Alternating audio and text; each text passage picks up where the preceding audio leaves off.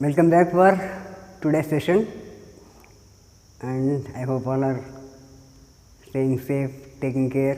Why I am saying is, these days we are learning that number of COVID cases are increasing. So, in the initial states we thought, or I thought, I can see your faces in July, but I don't know, God is still not willing to show your faces to us, right? I am sad. Okay. Let us continue to pray, and then afterwards let us see what will happen, till what length we can pull on like this. Yesterday we stopped at this juncture, P naught A minus P A by P naught A is equal to X B, and afterwards what are the X B means? Number of that is the mole fraction of non-volatile solute in that. And while talking about that, I said we have to prepare a dilute solution. Why we have to prepare a dilute solution? If I prepare a dilute solution, this factor I can neglect. You can prepare a concentrated solution, no problem. But if you prepare a concentrated solution, at that time this value will not become negligible. So at that time you can't say relative lowering in vapor pressure is equal to mole fraction of the non-volatile solute in it. Understood the reason why we have to prepare a very dilute solution and determine the decrease in the vapor pressure, and then with that go ahead to find out mole fraction of the non-volatile solute, and from that molar mass of the unknown substance. Is it clear? When I said yesterday all this, somebody was asking later, P naught A minus P A by P naught A, that is related to something about vapor pressures. X B is mole fraction, amount, how they are related? How they are related? P naught A, pressures are said in terms of bar, pressure is mentioned in terms of bar. So if I subtract and then have the relative vapor pressure, bar gets cancelled, some value will remain. X B, mole fraction, some number, is only numbers. Don't say this is vapor pressure, mole fraction, how they are related. Finally I am getting some number. With that number we do all this exercise. Clear? So if that is clear to you, today I will send you some problems related to that. Problems related to that you will get in your WhatsApp group. Solve them, and then afterwards send me the molar masses of substances which are unknown to me. So what I will be sending you is vapor pressure of that solvent, vapor pressure of that solution created or observed after preparing such solution. Then afterwards P naught A is known, you have to calculate mole fraction, and then afterwards from the known values I want you to give me the molar mass of the non-volatile solute. Similarly, in the textbook some problems are worked out, see them. Now we will go ahead. We understood, if a non-volatile solute is present in a solvent, that will account for a decrease in the vapor pressure. We understood, relative decrease in vapor pressure, that is one side. Next, what is the consequence of this decrease in the vapor pressure? What is the consequence of this? Vapor pressure is helping us to later determine some other physical constants or physical properties of the solutions already listed, like melting point, boiling point, and others. Let us concentrate on these two first, boiling point, melting point. Now, as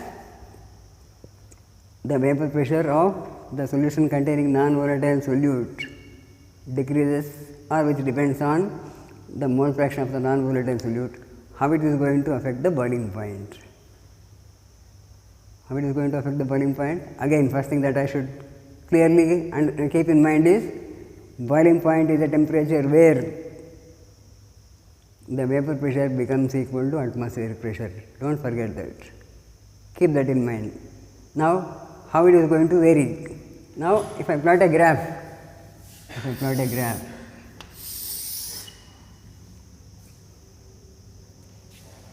I have here on the y-axis vapor pressure, and here on the x-axis I have molality. Can I do that? What is that which I said? How temperature is going to change the vapor pressure, and at what temperature vapor pressure becomes equal to atmospheric pressure.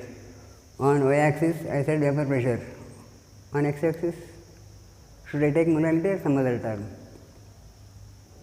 Quickly, because now we have to find out at what temperature vapor pressure becomes equal to atmospheric pressure. So, I should not take molality or mole fraction like in the previous graphical representation. What that which I should do here? I should take temperature.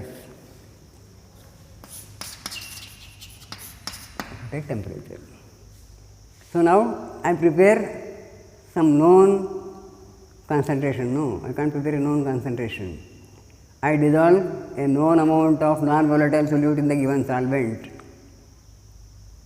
And then afterwards, what will happen to the vapor pressure when I increase the temperature? Before I go ahead for that, if I have only solvent with me, what will happen? I should know. If I have only solvent, what happens to the vapor pressure if I increase the temperature? So, as I go on increase the temperature, vapor pressure goes on increasing, and at one particular temperature it becomes equal to atmospheric pressure. With increase in temperature, vapor pressure increases. At one particular temperature, it becomes equal to atmospheric pressure. So, what will be the graph that I am going to get? As temperature increases, vapor pressure goes on increasing. At one particular temperature, the vapor pressure becomes equal to atmospheric pressure. That is standard. So, now what is this temperature? What will be this temperature? This is the temperature where vapor pressure becomes equal to atmospheric pressure. What do you call this temperature? So, for the definition which we had, there is the graphical representation. Is the temperature at which vapor pressure becomes equal to atmospheric pressure. This is for only solvent. If I have a solution containing non-volatile solute, what will happen to the vapor pressure at a given temperature, or what will be the vapor pressure at that initial state? In the initial state, vapor will be less. Why? Particles of the non-volatile substance have occupied the surface. They prevent the particles to undergo into the vapor state. Vapor pressure will be less. Already we have understood. So, now what that which I should do? If I have a solution with non-volatile solute, how the vapor pressure is going to vary with the temperature. So, initially it will be less. As the vapor pressure of the solution is less than that of the solvent, if you go on increasing the temperature, it will go on increasing, and at what temperature it is going to become equal to atmospheric pressure? Is it at the same temperature or at a higher temperature? It happens at a higher temperature. So, your solution will boil not at that temperature, it will happen at a higher temperature. So, consequence of the non-volatile solute has resulted in an increase in the boiling point. So, this is boiling point of solution, then boiling point of solution. This increase in the boiling point, or that we call it as elevation in boiling point. This graph, this line represents for the solution. So, elevation in boiling point is because of the non-volatile solute present. There is going to be an increase in the boiling point. So, vapor pressure has resulted in the physical constant of boiling point, physical constant of the solution. So, it has accounted for an increase. Now, how much is the increase I can know. So, once I know how much is the increase when what amount of solute is present, if I remember that, I can go ahead with that to find out the molar mass that I have to do. So, what is the increase in the boiling point? I represent it as delta T B. Delta T B is what was the boiling point of the solvent? What is the increase in the boiling point when you have a solution? That difference is delta T B. This delta T B, which is depending on the amount of the non-volatile solute present. This delta T B, which is depending on the amount of non-volatile solute present, is said proportional to molality. So far earlier we talked about mole fraction. Now I have to know in terms of molality. That also tells how much amount of the substance is present in the solution, but it has to be expressed, or it is expressed in terms of molality. What is molality? Number of moles of solute present. Next, somebody is saying per kg of the solvent. No. Per kg of solution? No. Per liter of the solution. Should be clear with that. What is that? Molality is number of moles of solute present per 1 kg of, again I am just confusing you, don't get confused. Molarity 1 liter volume, molality per kg of the solvent, right? So, be sure with that. So, molality is number of moles of solute present with 1 kg of solvent, molality. Now, as usual, what that which I should do? Remove the proportionality sign. This is the problem always when we come across proportionality sign. So, delta T B is equal to some constant into molality. That constant I call it as Kb. Kb into molality. Now, you will ask me, sir, who will give me this Kb? How to find this Kb? It is very simple. So, what to do? For a known solvent or with a known solvent and with a known substance, prepare 1 mole solution. With a known solvent and with a known solute which is non-volatile, prepare a 1 mole solution. For example, sodium hydroxide, 40 grams is 1 mole. Take 1 kg of water, add 40 grams of it. What is the concentration of it? 1 mole. Take 1 kg of water, add 40 grams of sodium hydroxide, it is 1 mole solution. Or otherwise, take 1 kg of water, dissolve 180 grams of glucose, that should be better. Take 1 kg of water, dissolve 180 grams of glucose. 180 grams of glucose is 1 mole. So, 1 mole with 1 kg, 1 mole solution. So, you have prepared the solution, find out the boiling point of it. We know we took water at sea level, its boiling point is 100 degrees Celsius. Prepare 1 mole glucose solution, find out its boiling point.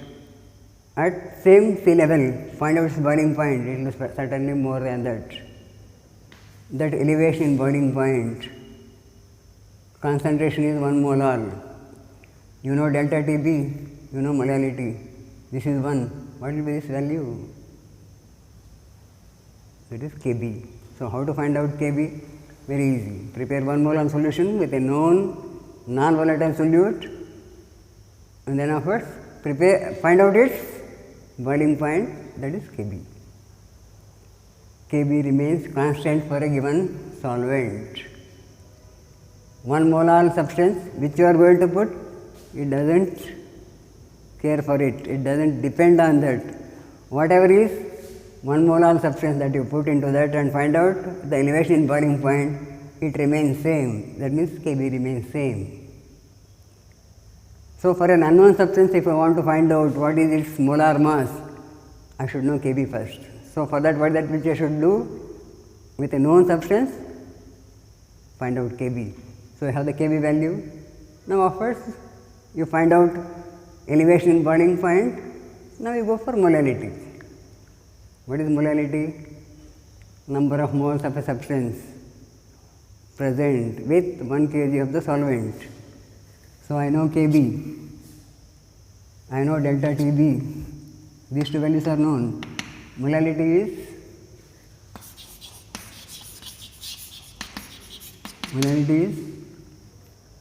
yes, weight of substance dissolved. Which substance you have dissolved? An unknown substance, its weight, no, dissolved, and then you don't know its molar mass. Where is that weight of substance present? It is present with 1 kg of, it is present with 1 kg of the solvent. You know you have taken 1 kg of solvent. Molality, because these values will tell you weight of substance you have dissolved, you know, molar mass can be calculated. So, once molar mass is calculated, right, yesterday itself I said the whole purpose of studying the solution is to arrive at molar masses of unknown substances. That means, determination of boiling points of solutions will help me to arrive at molar masses of unknown substances. Not only relative lowering in vapor pressure will help me to arrive at molar mass, even boiling points determinations will also lead to me to find out the molar mass. So, how do I determine the boiling points? There are different methods. What are those different methods? Out of them, one of the method is called ebullioscopy. So, ebullioscopy is a method where we determine the boiling points of the liquid solutions. Why I am talking about that? This Kb, now I want to give a name for that. This Kb is called ebullioscopic constant. What is ebullioscopic constant? If I elaborate, when the elevation in the boiling points is determined with 1 molar solution, the value that you have is Kb, that is ebullioscopic constant, or we say in a different way, that is molar elevation in boiling point constant. I repeat, Kb is molar elevation in boiling point constant. How it is? We prepared 1 molar solution. What is going to be the increase in the boiling point? That is Kb. That is ebullioscopic method, ebullioscopic constant. So, to find out molar mass of an unknown substance, what is that which I should do? Take some amount of non-volatile solute, dissolve it, don't worry about its molar mass, find out the elevation in boiling point. Delta Tb is known, Kb we know, already determined. Molality I should calculate. How to calculate molality? I know weight of the substance that I have dissolved. I don't know the molar mass of it, and it is with 1 kg of the solvent. That is molality.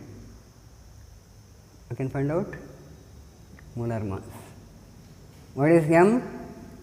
If I know this relation, what is m? Delta Tb by Kb.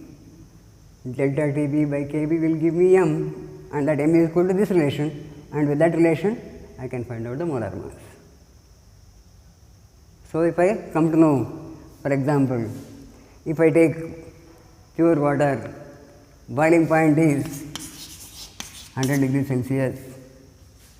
After adding some amount, a known amount of non-volatile solute, it will not show the same boiling point. If it shows boiling point as 101 degrees Celsius, what is the elevation in boiling point? 1 degree. So, elevation in boiling point by 1 degree, 1 Kelvin, whatever it is, that is equal to Kb, already known. How? For the given solvent with a known amount of non-volatile solute, we already determined Kb. Kb value is known. Then, what is this value that I should find out? Molality, same thing. Molality can be now of help to find out molar mass. Problems based on this, right? Again, I will be sending in WhatsApp. This concept should be clear. That means it is an ebullioscopic method, boiling point determination, elevation boiling point that is observed will help me to arrive at molar mass. Problems based on this, there are many in the textbook and I will also send. Clear? And solve them. If you have any confusion, video is with you. Go back. Definitions of molarity, again reconfirm to yourself, understand. So, wait for problems from my side. Tomorrow we will go ahead with some other colligative property and let us see how that also helps to arrive at molar mass. Do not think that only depression in vapor pressure, what is that? Not depression, what is that? You said something. Say. I am not listening. Say it loudly, no? P naught A minus P A by P A. What did you call that? What did you call that? Still somebody, right? Recall. Go ahead, right? We will see later tomorrow. Bye.